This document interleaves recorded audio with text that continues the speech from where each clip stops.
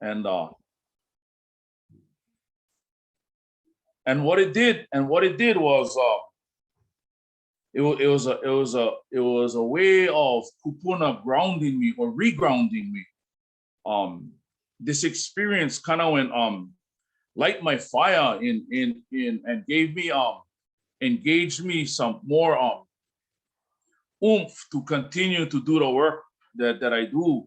And I'll get into more about that. What was interesting was that I found myself like really, really inspired by that. And not too long later, now spending time with my dad's side, now in Kumukahi, with my kupuna in Kumukahi, I'm quite frequently in Kumukahi and quite frequently cleaning up that area, taking out all of the opala, all of the people who leave stuff back. We always clean up after them, and we got Kumukahi so clean right now. I think Kumukahi has been the cleanest it had ever been in many years right now. So I'm really proud of that as far as going down there in Malama Aina. But there's automotives to that. That is where the source of my kupuna is. And so I'm sitting down at the Ivi Kupuna, and I'm just minding my own business, and and something gets my attention. Excuse me. And I'm looking around, and the wind blowing, and the waves crashing, and then all of a sudden it comes quiet where I can hear. It's like a different place. Like I knew, and I was told many times that, son, oh boy, God gave you 2 ears and 1 mouth, and you should be listening twice as much as you talk. And I took that in stride, and I remembered that when I sat down there on the poaku, and I was just listening, and something told me just keep on listening. And all of a sudden, I got the feeling of acceptedness because prior to coming into Kumukai, protocol, oli in, pule, everything that we were taught to do, and then the other piece is that leaving the place nicer than you came, right? Leaving the place better than you came. Excuse me. And so I'm sitting there, and the wind, the waves, it just gets quiet. And right then I knew that I wouldn't belong. I just knew, and I felt them, that I wouldn't belong. And that's how I live my life today. Coming from the prison system, in and out of the jails, in and out of the prison system, in and out of the places, the darkness, yeah, and in the crime areas, and being a part of that, and engaging in that and all of that. Coming from that area into the light, to me, takes a lot of courage. It takes a lot of it takes being in pain first before you come out and start feeling serenity. I think life is like that. Life is, wherever we go and whatever we do, we're going to experience the challenges. I don't like to say hardships or pain. The challenges first, because everything get intent and purpose in everything today. And the only way I see that today is because I experienced that. And a lot of things that I do as a community member and a community advocate is that whatever I do, I go try and do my 100%. I go all on, or I go nothing. And then after that, go and get one result. Now, whether the result is positive or negative, if it's positive, I learn how to grow it. I learn how to cultivate it. If it's negative, I learn how to change it, and I learn how to, and I don't like to say fix it, but I learn how to engage the change, because change has always been inevitable, and the change always going to happen whether we like it or not. But on the other side of that, change is good. There's a lot of good things that happens with change. Just like right now in our community, there's a lot of change going on. I'll share for about half an hour, maybe I'll leave about 15 minutes. Maybe we can talk story and do some of the kind of question and answer kind of stuff, maybe, or people can just sit down and talk story or whatnot. But so I saw an issue with me first. I've recognized my own issues. And I was very much the guy that made trouble in our community rather than help our community. And all this time when I was making trouble in our community, my grandmother and my family was making good in the community, right? And so I never understand that. I remember times when my grandmother opened our doors to anybody, came over, sleep over, ate our food, all that kind of stuff. And I got mad. I got mad because they was eating my food and they sleeping in my house, right? And my grandmother was always like that. The door was always open and it swung both ways with her. If you came in and you in share and you in aloha, she gave you the same share and same love and aloha that she would get when she was here, right? And that's how she fed you. And at the time, her and my dad was clashing. They was clashing because my dad is very tenacious. He wants to be the king of his own household. Well, my grandmother was the queen. You know what I mean? And then my mom was stuck in the middle of that, right? And so my grandmother and my dad, they always had one thing going.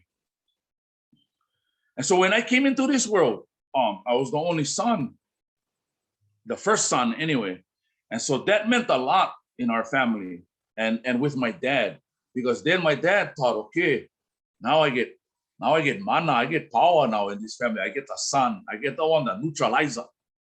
And then my dad, my grandmother, when named me, to the point where she was kind of like dissing on my dad too, kind of like, so they had a little inside stuff going on for years and years and years going on.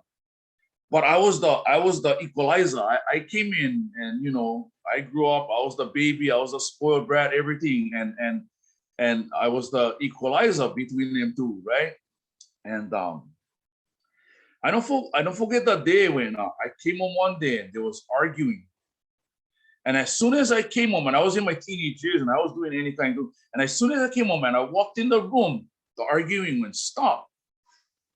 And so I felt like what they was talking about was for real. Like I was the actual equalizer. Like anytime when I come in, all of that stuff would stop. And it did.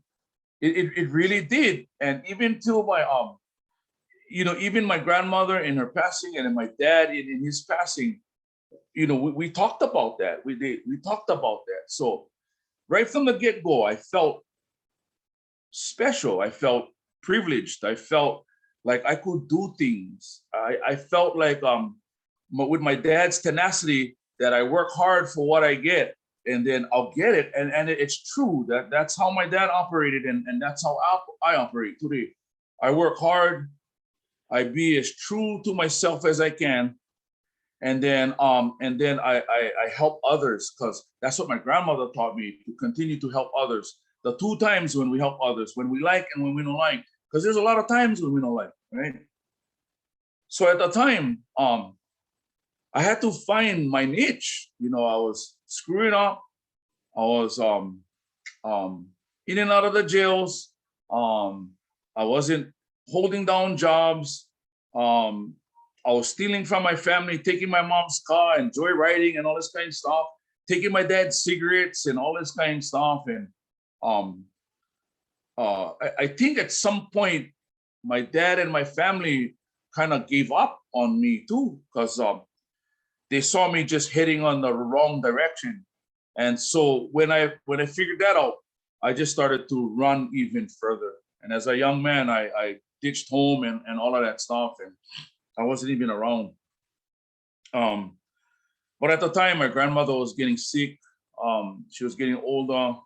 And I started to feel emotionally about that. Even when I was running amok in our community, I could see my dad getting older, my mom getting older. I was just like in denial too at some point too, where like I started running from that too, right? And it didn't work so well for me by running. I kept on running and I kept on running, and finally, I just ran away, and I never come back for a long time. But all of the family traditions and the family values all stayed with me. It was just locked away, locked away and locked away and locked away, until finally, it came out, and I was fortunate enough to get sober. I've learned how to live one sober life, applying 12-step principles in my life, working with others, being in service in our community, and then so my life started to change. I started to get clear-minded and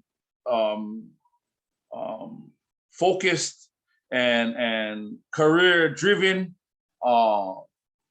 Wanted one family, the White House, the picket fence. I wanted all of that too, and it was achievable if I put my mind to them. And when I did, I've achieved those things. The family, the house, the job, the retirement, the family reconciliation that when happened too with me too, and then now carrying that on now.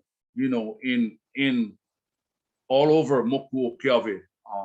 I find myself all over the island today, retired, but still doing the work, and the work involves a lot of community service. So if Ray, you can help me share, put me on share so I can share on presentation. I can kind of just blend into my my mission and vision. And talk about that a little bit. So I've created one safe space for men like me, reintegrating men like me, coming from the justice system, coming from the streets, and coming from the treatment facilities. And today, that's the work I do today. I reintegrate men back into the community through what I call my Kanaka process. I'll share a little bit of that. My mission has always been to empower and enable Kanaka Maole. I take care of men first. The men get good, their families get better, and what happens? The community benefits from that. I'm going to share a little bit about how that looks. But the Kane gotta seek the restoration and reconciliation with themselves first, then their families, then their communities, in that order. And that's how it works for me. And that's how I teach the men I mentor through my program, that they gotta get well first. When they get well, their families get well. When the families get well, the community gets better as well. Mahalo for that, brother. Thank you. I'll do that when I'm ready. Thank you. Our vision, my vision is always my family's vision, my grandmother, my dad, my ohana, our legacy has always been about building strong, healthy, and resilient ohanas. But I now do this through what I call the whole Kanaka process, which is a communally relevant process of personal change, catalyzed by servant leadership, meaning the individual gotta change everything about him or her. And then we gotta dive into community service, because community service gets us out of self. Yeah, that's the true bottom line of this. There's some principles and guidelines that we apply to kuleana, responsibility. And we got to hold each other accountable as well. We have to make commitments. We have to discipline ourselves. I say have to, we have to, because we're all undisciplined people. And the other piece that happens is that when those principles are in line, what happens is now here comes the unity, the unified lahui. When I go out and do things, I get on gang load of guys that come with me. I do not do this alone. I do not wish to do this alone. I find that when I have a bunch of guys behind me, we get the job done faster, more smoother, more safer. One of the strengths of our organization is that we mobilize well. On the dime, we can move any place, anytime, with anybody. And that's just been my experience. We are what you would call, we have become people helping people is our mantra. And what I mean by that is that if there's an organization that asks us for help that is actually helping people, well, what we do is we help that organization to help people. Therefore, we become people who's helping people, helping people. And if that's making any sense, right on, yeah, it works for me. It works for me. Lately, let me get into my slides so that I can start centering myself and focusing myself too. How's everybody doing so far? You guys all good? Give me a thumbs up or something, or hell yeah, or something. Because I feel like they're talking to the air right now. Oh my goodness. How's this guy? He can do the kind of, he can do the trips now with this, no? Oh boy, look at this. I'll go start from the beginning. Where are we? Real cup of kaya, you make any kind. Look at this. Okay. So yes, my organization, this is my 501c3 nonprofit, is Kanaka Puna. I built that from the ground up, gang. And if anybody on the call, whoever built a nonprofit from the ground up, you know exactly what I'm talking about. Articles of incorporation, missions and visions. The application was about 500 sheets of paper. The cost was like almost $1,000. It just goes on and on and on. But you get your vendor compliance, all the deals you gotta do. Of course, your 990 forms and all this kind of stuff. So to build a nonprofit is very, very not hard. In fact, if this Kanaka can do them, anybody can do them. But I just say, oh, it's stringent, man. It's really stringent. But I built it, and now I operate under. I've created my Men of Power program, which basically I shared with you. What we do is we just reintegrate men from the justice system, and we bring them through my program. We house them, we educate them, we job train them, and we do community service. Boy, do we do community service. We are everywhere, all the time, every time. If you talk to my guys, they're gonna tell you, yeah, we're busy every day doing something. Now every Saturdays we're in our community doing service. The only 2 times when we gotta do service is when we like and when we don't like. Not everybody fits with us. You know, there's not a lot of guys that can handle what we do.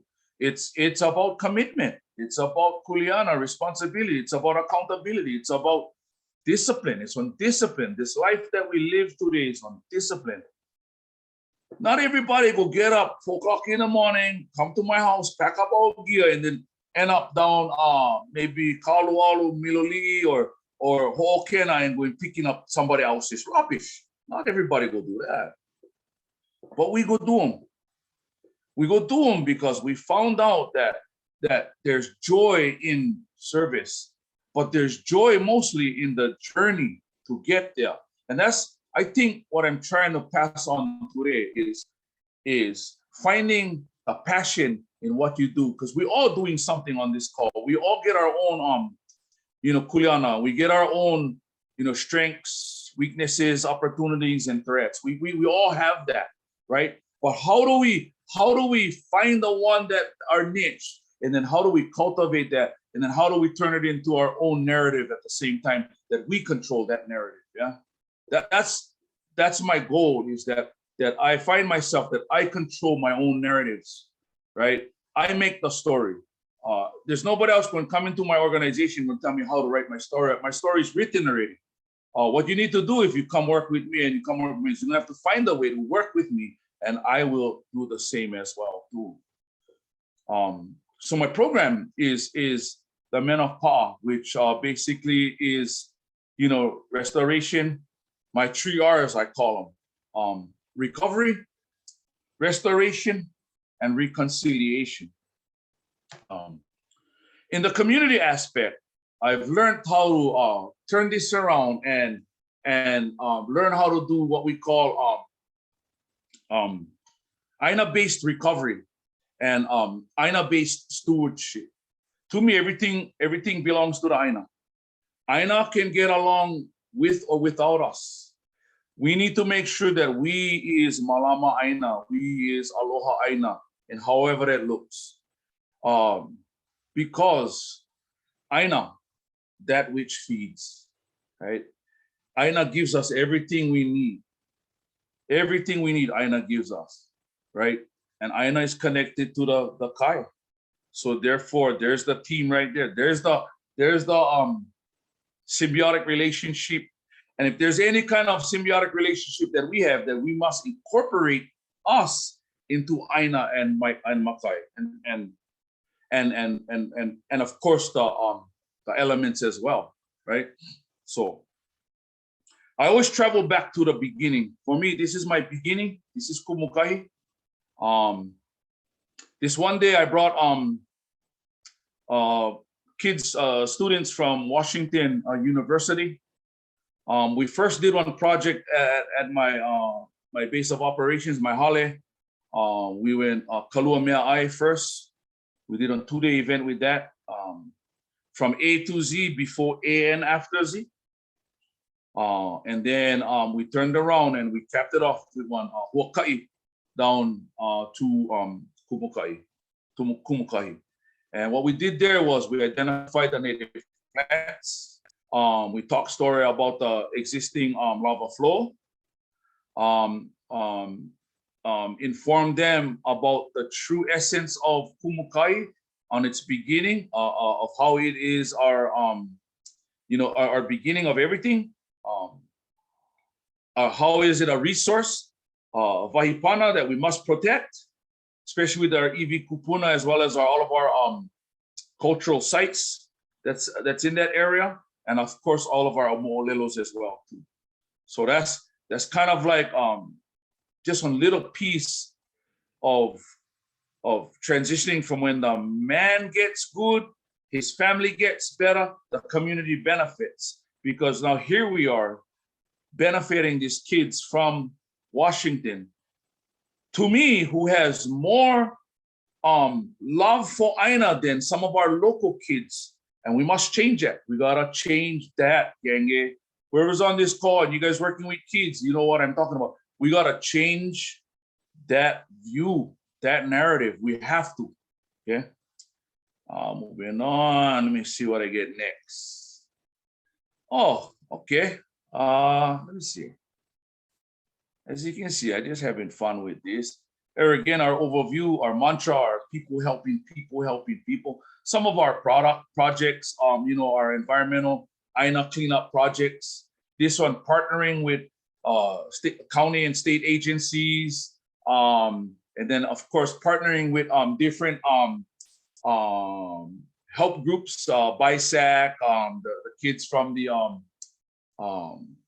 what do you call those kids? What is those kids? Youth Challenge. See, I get my team over here telling me all of that too. Youth Challenge. And then on this next picture, working with the kids from Ka'u High School and Intermediate School. And then now looking forward, this will open up more doors now that the COVID ban was started lifting. Pahoa High School and open up to me now, and I'm gonna be able to work with Pahoa High School. One of the greatest gifts that I got right now is I've got our kupuna from our Micronesian communities. ready for engage too as well. So what I'm gonna do is engage our kupunas from our Micronesian community and our Kanaka community. I'm gonna bring them together, and I'm gonna bring the kids together, Micronesians and Kanakas, and we're gonna try to find one happy medium where we all can exist here in Pahoa, in Puna. And I'm hoping that when we get that going, what can happen from that is other communities can follow this model. That's what I'm about. I'm just creating models all over the place, different kind of models, environmental models, education models, cultural models. Just create. I'm a creator. That's what I do. I love creating stuff. And then when I see them, when I see them turning and rolling and stuff like that, I'll just change on the fly. If I see things not working or things working better, I'll put something else in there and see how it goes, and then just inventory as I go. In our Aina-based recovery action down here, this corner picture is one of our farm lots up in Kohala. We have 2 farm lots there up in Kohala where we're growing food. In this case, we get kalo, sweet potato, we get ulu, we get different things, and we're partnered with Dragonheart Farms with that. And then, of course, this picture just shows our kids learning how to imu. So, our Puna cleanups, which is growing to the max. Our youth mentoring pieces now, which is growing now with Pahoa now. Looking at Kona too, we get some work in Kona we're going to be doing with the Kona folks over there and the kids down there at Kealakea High School. And I'm looking forward to that. Creating our Aina-based recovery, our Aina-based stewardship pieces, cultivating our cultural preservation pieces, and then even looking at sustainable tourism too as well too. So just all kind of stuff we're doing, and trying to figure out how to change the thing. Okay, here we go. Again, Kumukahi, our source. I'll whip through this real quick. How you guys doing so far? You guys all good? Okay, thank you. Thank you for hearing me out, talking story. Part of Kumukai is protocol. ELA, ehomai, different olis. But pule, it's about pule. It's about asking permission to enter. And this picture right here with the kids from Washington, I kept this picture really, really good because one is, what it's doing is this young man right here with the red shirt, having been around us for like 3 years, just Carlos, he basically took this in his own hands, and now I have what's called steward leadership. We're bringing in men, and they're taking on the leadership roles, and that's what we need to do. We need to encourage and we need to empower. I empower Kanes, but we also empowering the kids, and now these college kids, they're all into it. I should have seen the flood of emails I got from them too, just thanking us for this wonderful time. Brought them in. We're learning about the vegetation, all the different plants, la'au, the lapao, the different formations of rock, everything. We just was talking story about different things, right? But when we came out, I have them clean up the place too. Always teaching them, always leaving the place cleaner than you came, right? Everybody should be doing that. That should be one thing that everybody should be doing. Everybody down the beaches who go beach during the day and go spend time with your family like that, you should be cleaning up that place where you stay, setting the example and bringing the rubbish out. Yeah, let the county guys do their job. That's their job too. But you know what? Help them out. They need all the help that they can get. So this is my view of what I think regenerative tourism would look like. Sharing our mana'o, our stories, making them one memorable vacation for them to come. Mostly to educate them to, the do's and the don'ts, the stuff like that.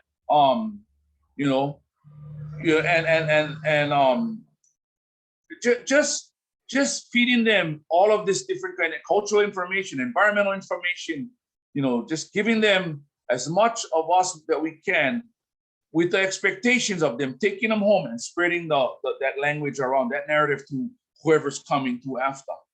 Yeah. I should be talking to the Kind Tourism Authority too about this too, but who knows? We'll see. I'd like to share with you guys my reach. I get okay, good. We're in good time. Share with you guys my reach. Of course, my Puna headquarters here in Puna, Pahoa. You know, I've got headquarters up in Kohala. I now just got headquarters now in Kona, and then of course I got headquarters now down in Nalehu, in Ka'u.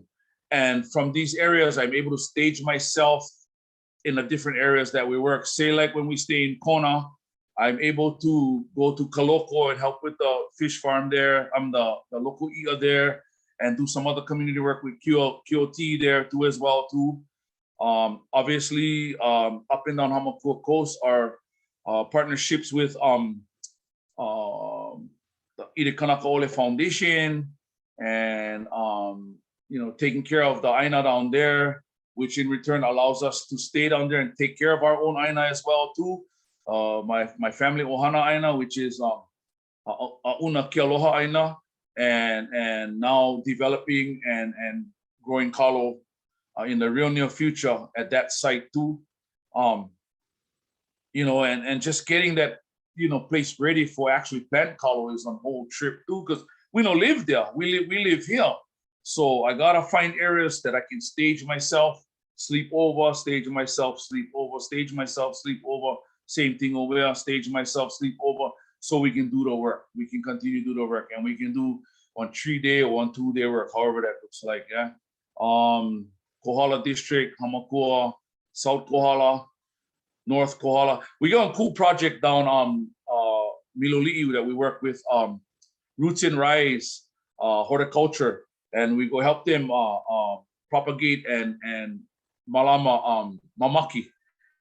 And we started bringing the mamaki home too, you know, and we started growing them on our farm here too. And you know, it's taken off. We're harvesting this mamaki, and we're actually, you know, drinking this mamaki, and it feels good to have your own crops in your own yard, harvest your own kalo, make your own poi boards and your papakuiai, and pound your own poi. You know, that was a dream of mine for a long time, and we fulfilled that in a matter of 2 years, where we made our own kalo, loi kalo down Waipio Valley, planted it, harvested it, made our own papakuiai and papa, and then pounded our own paiai and make poi. Some great accomplishment that myself and my men did, and we're so comfortable in that area now that we're not scared engage anybody who get kalo and anybody who growing different types of kalo. We want to learn more about it. Today we just went down to one farm and we saw how abundant kalo can be, and how it can feed all of us. I mean, to the max. I mean, acres and acres of kalo, and it was just amazing to see. Moving right along. Our Kona districts, north and south. So some friends of ours with Wanna Bee, some beehive honeybee people, Sister Priscilla and Maggie, both community members, and this young man, Makani, that we met along the way. This project, we were in Imumea Ai down there. They belong to the Haliki Resilience Hub, Okena and QLT local Ia pieces down there that we do. The neat thing about this project right here was I got creative, said we're gonna come Mea Ai, but then we turned that into a youth project too, where our youth would help us, and we would create one youth song and essay contest type of thing, and had about 6 or 4 or 5 youths, 6 youths I think went enter, and what happened was we gave them all prizes, monetary and prizes as well too. So it was a cool project. Again, mobilizing is not a problem. Ideas is not a problem. You just gotta execute. That's what it is. We execute. Yeah. So our partners up Kohala, Kohala Sena, their farm up there. We grow kalo with them. We harvest kalo with them, and we learn about kalo with them. This is our pineapple mala up here in Kohala. We grow pineapple with these people, Sage Farms. So that's awesome. We plant them, we grow them, and we harvest them. And then my other partner right here, Bennett Dorrance from the Dragonheart Farms and the Dorrance Foundation. I'm really, really good friends with them up there in Kohala, and they really, really opened the door and welcome us in. Because when you go into other communities, you gotta be able to connect first, then you're gonna have to cooperate, and then collaborate. I think in that order, you gotta connect up first, then you gotta, cooperate, you gotta work with each other.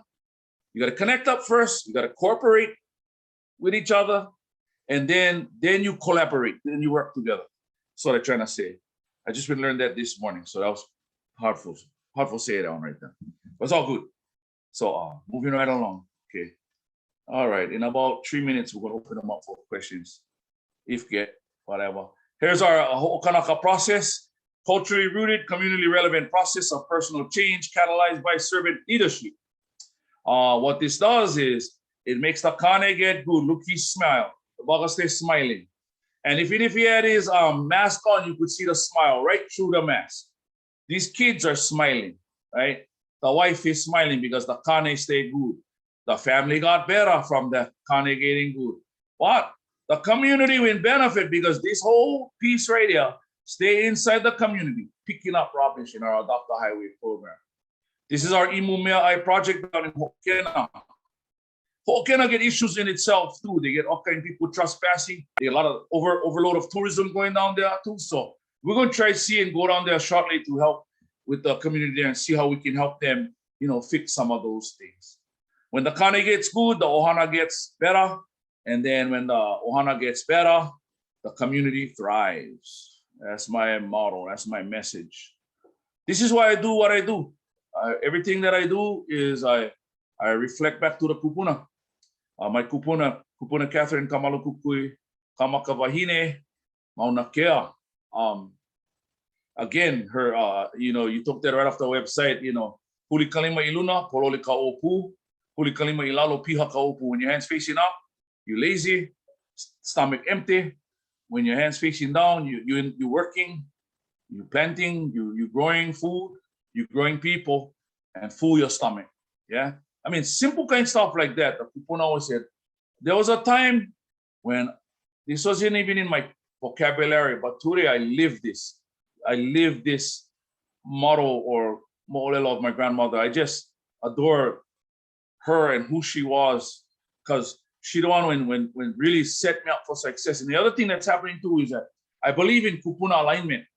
I believe that my kupuna is putting me in the places, in the situations, and in alignment with people, to work with people, for people. Okay, I really believe that. So that's some killer analogy of that. Here I am thinking of what I do. I was drawing out my own plan over here and stuff like that. I spend a lot of time on this chalkboard, drawing stuff out because I'm a visual guy. I like seeing things out. And then what I do is that when I have the vision and I get the vision and I wrote them out in my head, then I have my administrative director write them out on paper so that we've got all of these different kind of plans. So anytime when people come to me, here it is. Here, do what you think, see how we can cross paths, see how we can hook up, see how can we connect, see how we can cooperate, and then see how we can collaborate. That's the 3 C's. I get the 3 C's now, so now I'm gonna talk 3 R's: recovery, restoration, reconciliation. And lastly, this is where my strategic plan is. I gotta build administrative capacity so I can continue to serve at the level that I serve. I need staffing. I just was telling my guys, I need one secretary, man. I need somebody who will be taking notes from me, will be making my meetings, all that kind of stuff too. I'm not blessed with that yet. I'm hoping to do so. I hope that I'll get one secretary soon. You know what I mean? We've got this going already. Our insurance, general liability, we got that in play. As we build administrative capacity, we got to get the bookkeeping, the accounting, and do, as I mentioned in the beginning, all of that business stuff that I did prior to this. and then we gotta train, right? And then we gotta integrate staff and volunteerism, you know. But in my world, it's voluntoldism. I don't volunteer, I voluntold. Anyway, long story short, it's about, you know, and this only titles big broad development. Oh my goodness, and training. But you know what? In today's society, this is what we gotta do. We gotta incorporate today's society in our kupuna ike from the past, and we gotta bring those two together, and we gotta make them work in today. And if anything that I can pass on today, in the now, right now, is exactly that. We have kupuna ike. It's there. We just gotta go relive it, reconnect it. Boom. We bring that in today. We start living it today. Now we bring today's society, what society demands of us. We bring them together. We see what works. We shake them up. Whatever fall off and fall down, we throw them away, and we build from there. And then we make them happen. We create your own ecosystem. That's what I'm about. Creating my own ecosystem, creating my own symbiotic relationships in that ecosystem, from Mauka to Makai, Keiki to Kupuna, Aina to Aina. And with that, folks, if there's any questions, comments, or whatever, I'm more open to talk story about that. And I'm gonna try to stop my sharing and open up the thing again. And here we are. How's it going, everybody? Ray, you get anything? Thank you so much for sharing, Iopa. There's a lot of useful information for the community as a whole. Very inspiring. And I'd like to open it up to anyone that wants to make any, has any questions or have any comments, but I actually want to throw something over to you. Looking over your program and what is presented, on a personal level, I'm actually in the process of taking a community health worker course to become certified as a community health worker. And I would be interested in finding out more information in regards to how I might be able to perhaps maybe do a practicum with your organization. Is that possible? Definitely, because I'm into like administratively and organizationally meeting with people and then mentoring each other. There's a lot of mentoring that can be done with each other. You know, I know only a little bit, get other people know more than me, and then get people less than me. So what we do is we bring them together and we all learn together. That's to me what Kako means, really. Awesome, thank you. Yeah, so I'll get in touch with you a little bit later to talk to you. That would be great. Awesome. I'll see if there's more chat. Does anyone have any questions or comments that they'd like to add or provide Iopa with?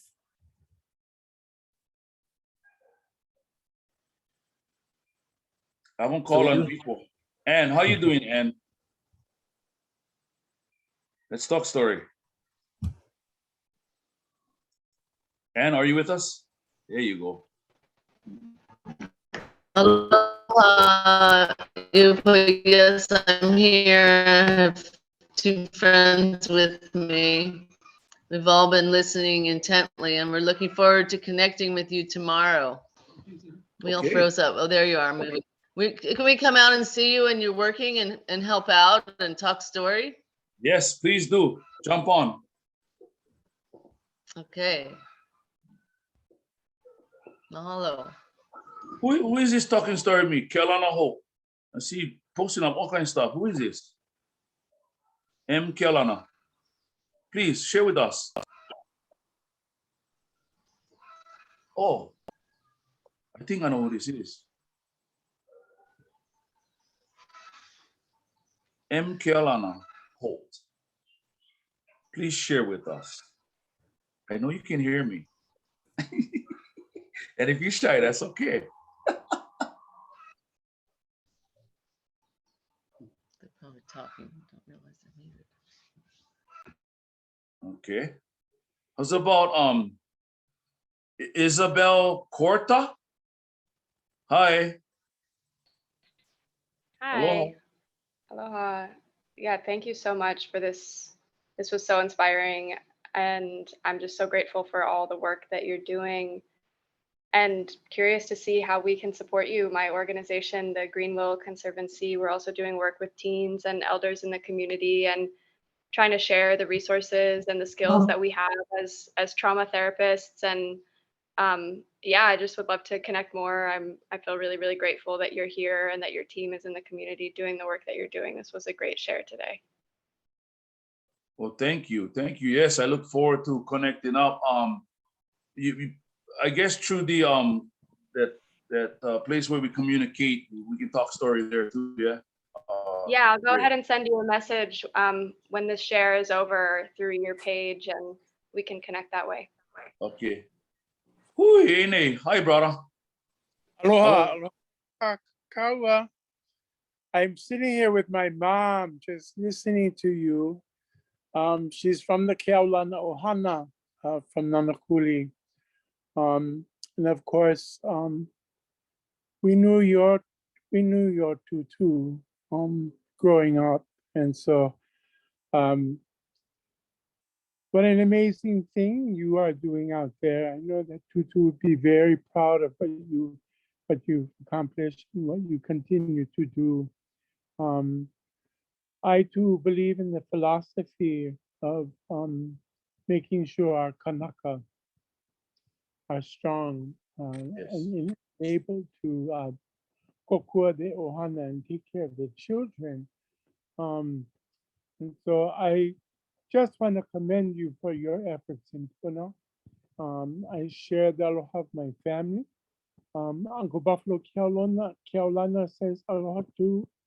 I know you know my clan, my Auntie Edith Van Giesen, Uncle Polly Aye. Van Giesen, and the whole brew.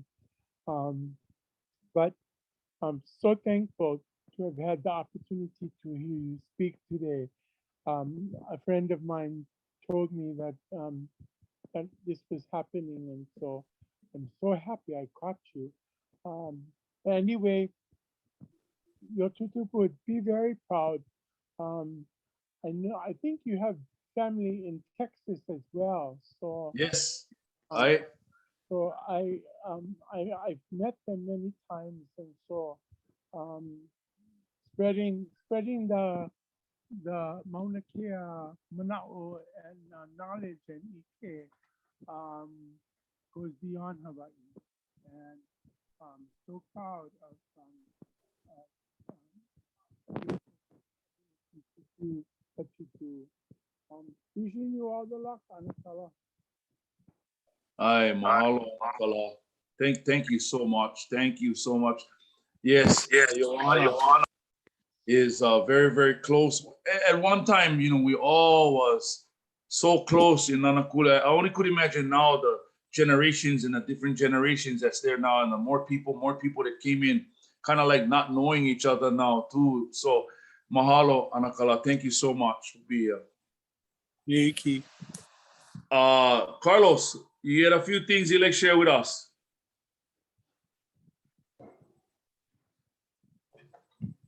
We get a couple more. We have one more minute, Carlos. Oh, okay. Yeah. Hello, my name is Carlos, proud and grateful member of the Manapa'a. I jumped on the meeting a little bit late because I had to go around town and get some supplies for our event that we get going on tomorrow. And pretty much what Iopo shared, the whole Kanaka process, and helping the Kane get better through Aina-based stewardship and Aina-based recovery, is our key goal, whether it's farming, harvesting, working the land, or going out on the highway to go pick up rubbish and stuff like that. It's all of it is a humbling experience that not too much people experience, being that they're just not in tune with this type of stuff that we do. All this stuff that we do is all a service to our community. We go out and, just like Yopa said, with people, helping people, and Yopa and his Foku Puna has been doing this for the past 20 years straight, and I know at times it was only just them doing the work, but slowly over the years we have grown, and now we're a bigger force, and through our collaborations, we also bring other people on board too. And we have an even bigger force when we go out do more jobs and stuff, you know. So it's a lot of it is just working with the man so the man can get good and go back to his ohana, you know, and take care of his ohana and stuff, you know. And we work with the women too, just not like how we do with the men. We go more and service the women and stuff and help them put on their events, you know, whether it's ladies night out or going to Kona and helping them clean up their aina and stuff like that, you know. And yeah, I think that's all I get. Right on. Ray, in closing, thank you for this opportunity to carry this message to I guess to bring our kupuna along and share with everyone what they already knew. You know, okay, they already knew this already. All we're doing really is just mimicking what they did. And so I really mahalo Equality High for having this platform to do this. And I look forward to other endeavors as well too. And I look forward to connecting up with the different organizations and the Kihau guys. We already working with them, different folks on this call too. So thank you so much for allowing me to be here and allowing me to share my mana'o. Thank you so much. Aloha. Thank you so much, Mr. Iopa Mauna Kea. Again, this was the second time that you participated and very inspirational. We really appreciate your time and efforts, and I will be in touch with you. I would like to talk to you a little bit more on a personal level to see what we can do. Everyone, please feel free to continue on by joining our other sessions that we have, which has already started. If you do have any other comments or questions with regards to this session, feel free to leave it in the chat and we'll pass it on to our featured speaker. Ahuiho, malama pono. Ahuiho. Mahalo nui loa. Aloha, see you. Take care.